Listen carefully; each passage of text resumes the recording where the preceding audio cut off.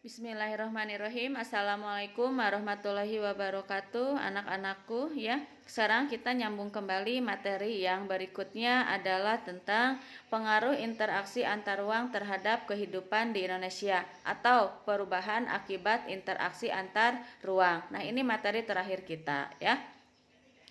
Anak-anak, minggu ini kita selesaikan materi terakhir kita ini ya. Jadi kalian perhatikan, simak apa yang akan Ibu sampaikan ini. Siap? Oke ya. Yang pertama, indahlah perubahan akibat interaksi antar ruang ini ditinjau oleh beberapa faktor. Yang pertama dilihat dari ekonomi ya, ekonomi. Nah, di sini akan banyaknya perkembangan pusat-pusat pertumbuhan dan perubahan ekonomi. Itu yang jelas akan nampak dari faktor terjadinya perubahan akibat interaksi antar ruang ya. Kalian lihat untuk lebih rincinya, Ibu hanya menjelaskan garis besarnya saja ya di buku paket ataupun di buku LKS kalian. Baik ya. Lalu yang kedua secara sosial ya. Perubahan sosial dan budaya. Yang kedua, perubahan komposisi penduduk, dan ketiga, peningkatan kualitas pendidikan ya. Perubahan orientasi mata pencaharian lah. Nah, ini seiring dengan perubahan itu ya, yang mana lahan sekarang banyak dialihfungsikan ya menjadi hotel, menjadi perumahan, menjadi mall. Seiring dengan perubahan itu, maka mata pencahariannya juga akan berubah. Yang biasa kita bertani, lahannya sudah dialihfungsikan, mungkin sekarang menjadi pekerja di sebuah perusahaan, perkantoran ya, seperti itu. Lalu yang ketiga adalah wilayah ya. Nah, perubahan penggunaan lahan yang telah tadi Ibu singgung ya. Yang tadinya lahan kita dipakai untuk perkebunan, pertanian karena dibeli oleh suatu pihak ya, dialihfungsikan misalnya jadi batu bara, misalnya jadi perumahan. Nah, itu ya. Lalu yang kedua, perkembangan sarana dan prasarana ya, yang tadinya jalannya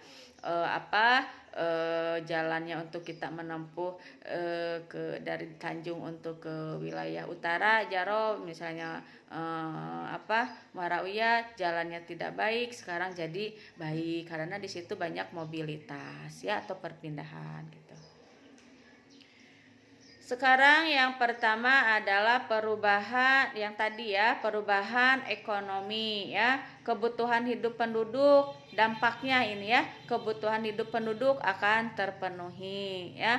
Lalu pertumbuhan ekonomi yang akan meningkat. Daya saing ekonomi meningkat, masyarakat akan lebih konsumtif karena banyaknya gaya hidup ya, banyak yang jualan segala macam. Lalu yang kedua, peningkatan kualitas pendidikan. Nah, ini keterampilan sumber daya manusia akan bertambah. Lalu daya saing sumber daya manusia akan meningkat ya, karena banyaknya manusia persaingan akan semakin meningkat. Karena kalau tidak ada peningkatan kita akan ketinggalan. Lalu yang ketiga, pola pikir masyarakat akan lebih rasional lagi ya, karena faktor daripada pendidikan yang meningkat tadi itu akan berpengaruh kepada pola pikir kita yang akan lebih rasional ya.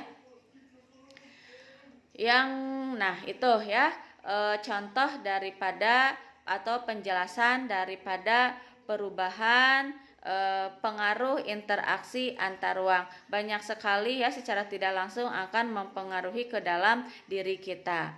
Oke anak-anak, ini materi Ibu yang terakhir. Nah, minggu depan ya, minggu ini ya, kalian pelajari materi-materi apa yang telah Ibu sampaikan.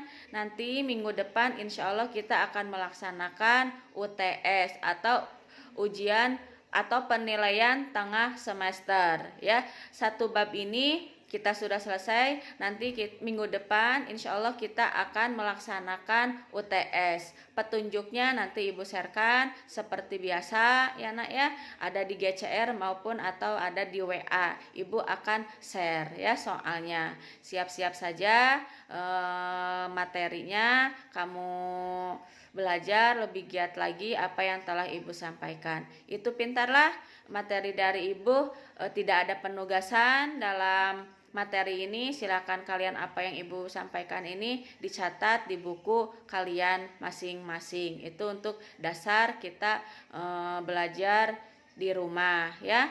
Baik, itu saja dari Ibu. Insya Allah minggu depan kita melaksanakan PTS. Belajar lebih giat. Terima kasih. Assalamualaikum warahmatullahi wabarakatuh.